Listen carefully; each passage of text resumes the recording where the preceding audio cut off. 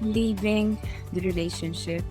So we decided that the relationship is not going to work and you have decided to leave. When this happens, even though you're 100% sure that you've taken the right decision, a stream and overwhelm of emotions is going to come for sure. It doesn't mean that the relationship decision you took is the wrong one. It just means that it's completely normal. Why? Because let's say you've been in a relationship for 10, 15, 20 years and that relationship is gone.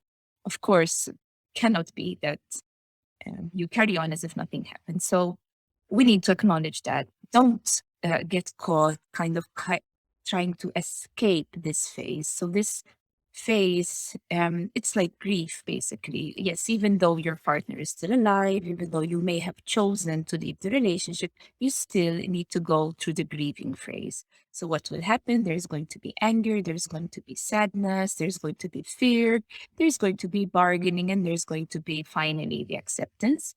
And there's going to be an interchange between each phase. So it doesn't mean that when you've passed through the anger, that's it. No, you can go from anger to sadness, from sadness to fear, back to the sadness, back to the anger, to the bargaining, to the acceptance, and back again to the fear. First of all, it's important to acknowledge your feelings and feel, really feel your feelings, even if you have to kind of lay on your bed for half a day and cry your heart out. It's totally fine. You need to acknowledge that you have to go through that.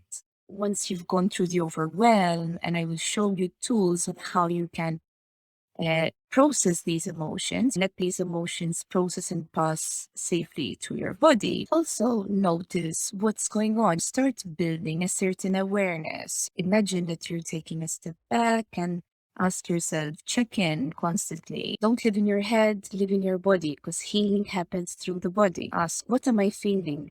Sadness. Okay. Allow the sadness to be here. What am I feeling? Fear. Okay, this fear. I'm having shortness of breath. I have a knot in my stomach. Feel all these feelings and allow them to be there, even though they might be unpleasant. Sometimes we might tend to escape this phase by getting caught into work or, worst of all, substance abuse, or also jumping into a new relationship, which also is not good. If you jump into a new relationship to try to cover up the emptiness you're feeling from the old relationship, first of all, most probably you're going to attract the same type of person with a different address because you have not healed your relationship patterns through the processes required. And second of all, it's going to be okay for a while and it's doomed to fail.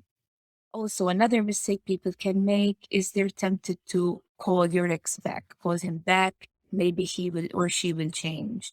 Again, that will not solve the problem. You need to do the work. And finally, it's important to work on forgiveness. So forgive your partner, understand, put yourself in their shoes, understand that they're acting from where they are at the point in time, but also, most important of all, forgive yourself. It's useless to forgive everybody else unless you forgive yourself. Forgiveness is deeply healing in itself. And if you hold on to the guilt comes up a lot in these phases, especially if you see that your partner is hurting as a result. But remember that guilt is only self abuse and you're not helping anyone with guilt.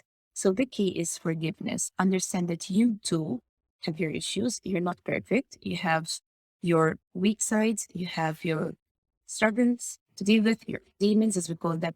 So understand that you're just acting from what you knew at that point in time and start to forgive yourself. Instead of saying bad things about yourself, say kind things to yourself. Instead, we go more into detail about this.